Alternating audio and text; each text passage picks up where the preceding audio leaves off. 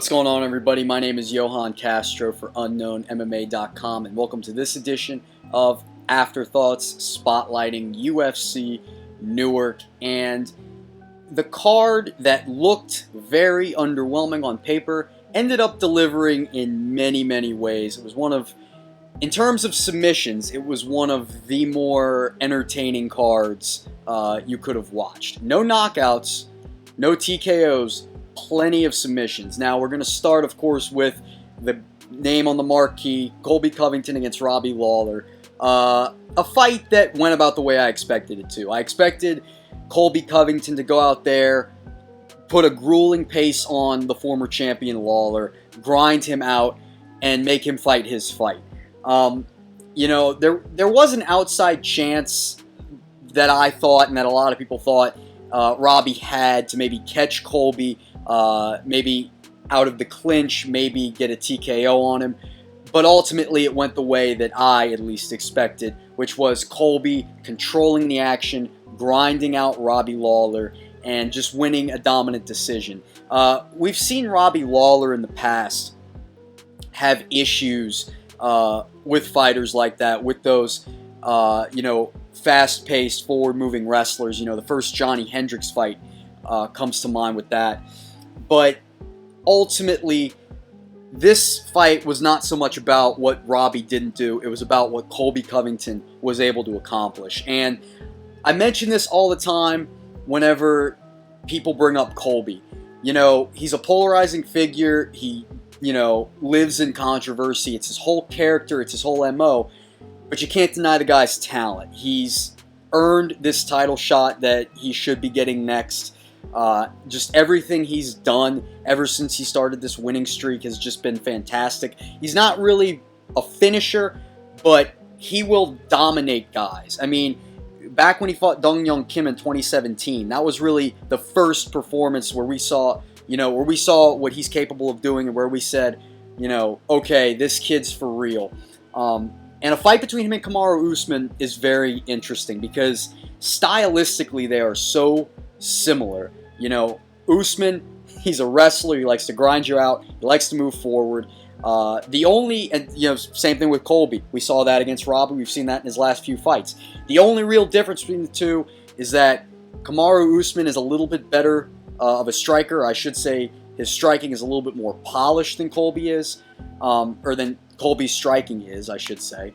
And he carries a little bit more power. So it'll be interesting to see how that plays a factor in that fight. You know, we've never really seen Usman backed up against the cage either, and Colby could absolutely do that. So I think that fight's going to be fantastic. The build-up for it's going to be incredible. I'm recording this after the post-fight interview they had on ESPN+.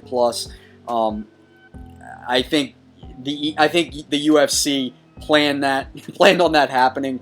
You know, you put those two guys in the same room, there's going to be controversy every time it happens. So yeah, I can't wait for that one. I think it's going to be a phenomenal fight when it does happen. If you like grappling, that's a great fight for you. Moving on down the card, we had Jim Miller fight Clay Guida in the co-main event. Now, I panned this fight earlier in the week as a weak co-main event. You know, at best, this is a pay-per-view prelim. It ended up being an entertaining fight for the 90-some-odd seconds it lasted, if it even lasted that long. I have to check the official time. Clay Guida tagged Jim Miller, hurt him. Jim Miller comes back, stuns him. Guida shoots that takedown, and Jim Miller, with that great, slick guard game, is able to get the finish. Fantastic performance for Jim Miller. Not really too much to take away from it. Neither of these guys are really going to be a factor moving forward in the division.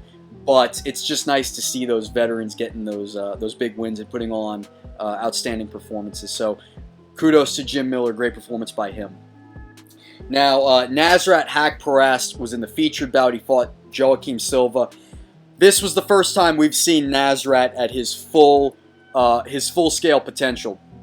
When he fought Thibaut Gouti last October, he looked good, but he didn't really, we didn't really see a lot from him. It was a dominant decision, but Gouti wasn't really a UFC caliber fighter. A lot of people didn't think, but he looked outstanding against Joaquim Silva. Before the crazy knockout, he was just, he just pieced him up. He looked fantastic.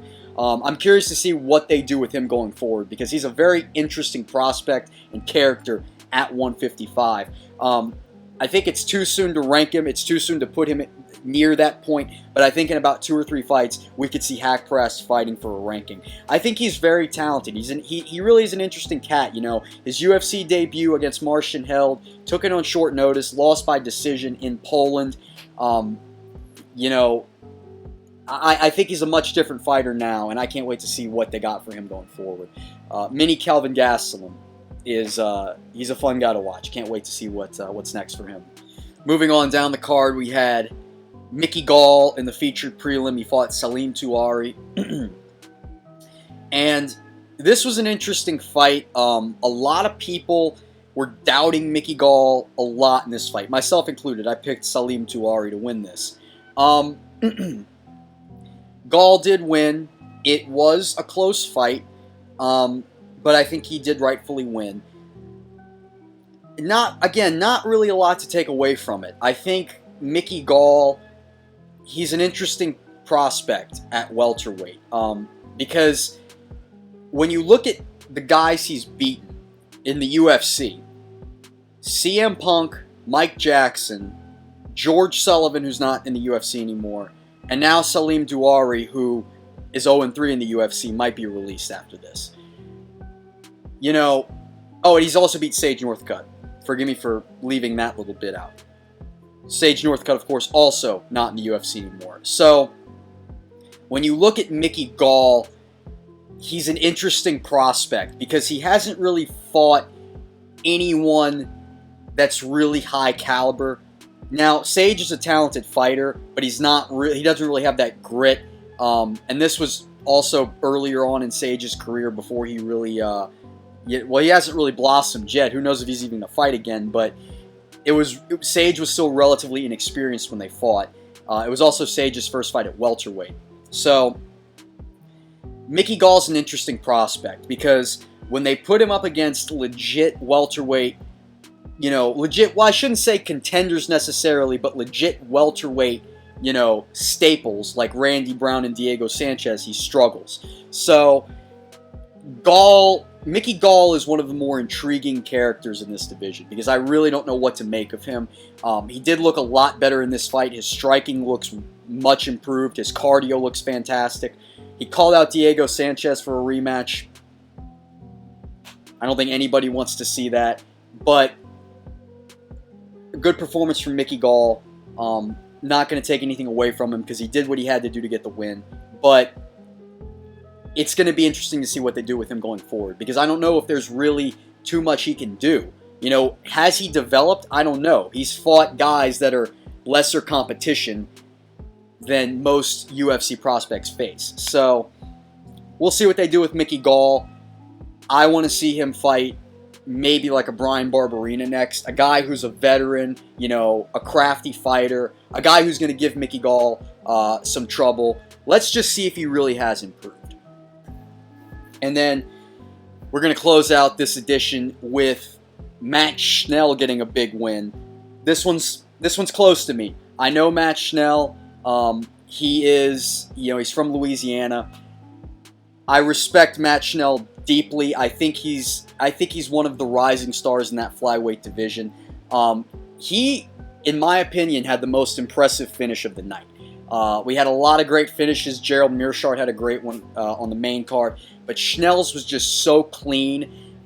You know, the speed he came with against Espinoza, forcing Espinoza to shoot, and then on the ground, the transitions from, you know, guillotine to armbar to triangle were just fantastic. I thought Matt Schnell looked amazing.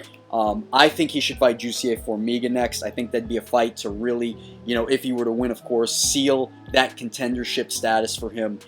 He's an interesting prospect at 125, and yeah, I think he looked great. In my opinion, outside of Colby, he had the most impressive performance of the night. So anyways, guys, thanks for watching this edition of Afterthoughts. My name is Johann Castro, and I will see you next time.